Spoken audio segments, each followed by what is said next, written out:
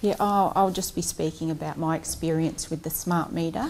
I was too a bit ignorant about the smart meter until I actually had it installed, and I had it installed in February, and it's totally changed my life. So in February, I just went to bed like normal, and I didn't sleep. I just got this extreme nausea.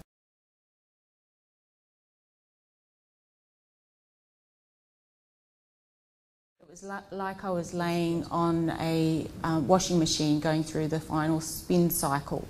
It was just a shakiness going through all my body. And then there were surges. I guess that's the surges that are meant to be on the half hour, but these were a bit more frequent now and then. And the surges would be very sharp pains going through my body, often through my heart, and my heart would palpitate, start racing. And sometimes in my brain, so my brain felt like it was just going. So this went on for 2 weeks. So maybe in 2 weeks I had a few. Most nights was maybe a few minutes sleep now and then, and I was just like you can imagine, I was a bit of a mess. After 2 weeks, I kept working somehow. I kept working. I don't know how. I was probably a bit of a zombie, and I was a bit worried about driving and what could happen in that state.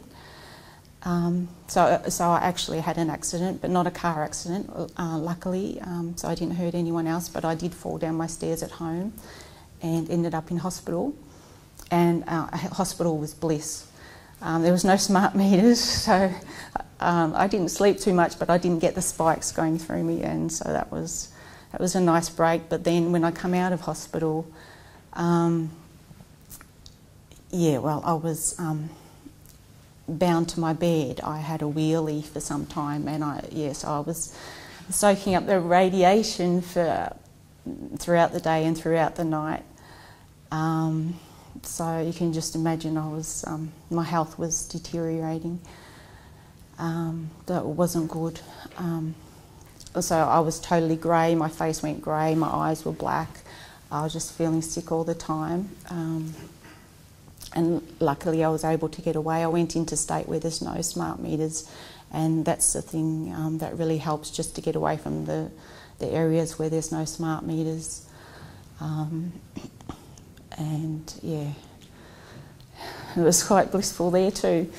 I actually found the importance of grounding, so if anyone's got a smart meter, it's just something that I found really helpful, just the importance of grounding. And I thought I was grounding. I would walk every day, but that's not enough. And actually, while I was away, I just laid down on the grass on my back, and I put my feet into the ground and my hands on the ground. And I don't know if you ever maybe drank too much alcohol and the bed spun. You get the bed spins. Well, that's what it was like with my. I don't know if the earth just started spinning more, or I was spinning. It was just I just held on really tightly. It felt like I was going to fall off the earth. The nausea just got worse and worse and worse, really extreme, and the pain and everything was extreme. And I just held on. I was like, you imagine, I was just laying down and just holding on. And I don't know, it seemed like a long time, but maybe 10 minutes, everything just subsided. The nausea just went, and it was just amazing. And that's just how important grounding is. And I guess it's like earthing electricity. It's earthing the radiation and the electricity in our body, just letting it go into the earth. And people commented that I actually had colour back in my face. And yeah, I felt heaps better, but then I had to come home and back to the smart meter. So I'd had some sleep while I was away, and back with the smart meter. I went to sleep, and maybe lasted an hour, and yeah, then the spikes woke me up. And people have said just ignore it, but it's a bit hard when these sharp spikes come and they shoot your heart, and I mean, you can be asleep. And I meditate every night before I go to sleep. I'm relaxed, feel really relaxed, and I go to sleep. But then I'm woken by the spike. Excuse me, can I bedroom at the front of the house where the meter is? Yes, but I have shifted to the other end of the house and yeah, I can still feel it.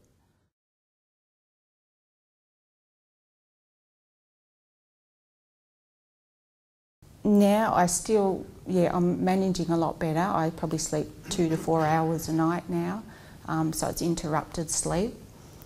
I've tried quite a few different things, different gadgets to help. I've got mesh on the wall.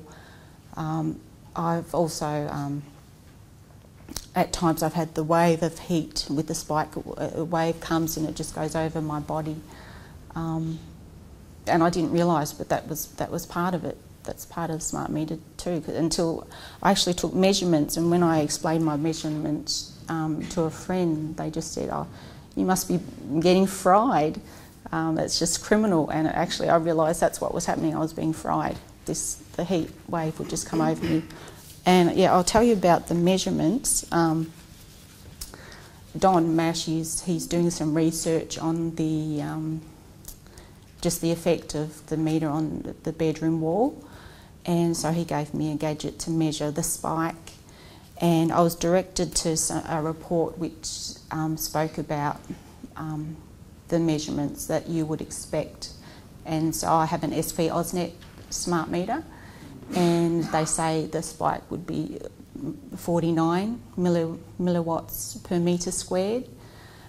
So I took a photo of my measurement. It's 1,827 milliwatts per metre squared.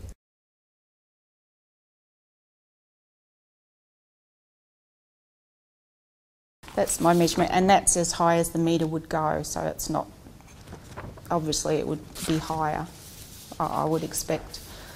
Yeah, and I've written letters to the local government and the minister, and I've spoken to the ombudsman, and I sent my measurement to the Arpanza, and yeah, you just get the template letter that it's safe. So there's no, I don't think they even read the letters really. They don't answer any of the concern. It's just that they're safe. So the safety standards for Arpanza, they're over 10 years old, and they're a lot different to the overseas countries. They don't consider the non-thermal health effects. They only look at the short-term heating effects, not the long-term non-heating effects of the exposure. So they're currently reviewing that, but it's a very, very slow process. So there's no standards, apparently no standards for radio frequency and microwave exposure. So they're saying that the standards, the smart meters are within the standards and they're safe, just like tobacco's safe and asbestos, but the power companies aren't able to guarantee the safety. If you ask them to put something in writing, they're not able to do that. So yeah, they're not. Yeah, and as a psychologist, I can see that it's not just the physical problems; it's also the mental health problems. Like even just in my experience, I've had moments. Well, a lot of times when I've just had no energy and just wondered how I'm going to get through the day. I need to work and pay a mortgage, and just imagine. If you don't have support or that willpower, what can eventuate with depression, anxiety, even suicide. And this is a chronic thing. Mine's been going since February. I've also just recently been to a doctor who spoke at the Upway Smart Meter Forum, and so she understands a bit about the smart meter and the radiation. So the symptoms that I described to her, she could actually see them on her screening that she did, so she could validate my experience, and she could see the tremors in my brain, which was a bit scary, but she could see the effect. When I'm saying that my brain was shaking, she could actually see. So just what the experience that's going on with my body. And she did print, I just received these just late today, so you can't, they're a bit small to see, but these are a printout of her screens that she's done for me in my diagnosis. So there's things that she's picked up. When she puts it all together, she can see that it's the smart meter, that there's pervasive energy exposure, which she puts down to the smart meter. The environmental factor is the biggest stress. And the different radiations she's separated, and she puts one down to the, I think, I'm not too up with all the different radiations, but I think it was the long range frequency, the mobile telephone radiation and alpha beta, and they're the highest levels that are in my body, and she connects that all to the smart meter. And then she's got a list of everything that's going on with me, and in the red, yeah, there's all the stress, I guess, yeah. So the stress is physical and mental. So she's also diagnosed me as precancerous now, and is just doing testing to check for tumours. Yeah, and I've really tried hard not to be a victim. I've tried, like, I just haven't been in my house. I've been trying to do different things to protect myself, but I didn't want to run. It's my house. I didn't want to run, and you know, I wanted to stay there. And yeah, well, I was comfortable in my house before the smart meter, so I just wanted to stay and believed I had a right to stay. So I was trying what I could. I didn't have $20,000 to paint my house, so I've tried all different things, and there is an improvement, but yeah, it's still affecting me. So the doctors told me I need to shift. You know, she's urged me to shift. So I do need somewhere where there's not a smart meter. So if anyone knows in the area, if there's a safe place, yeah.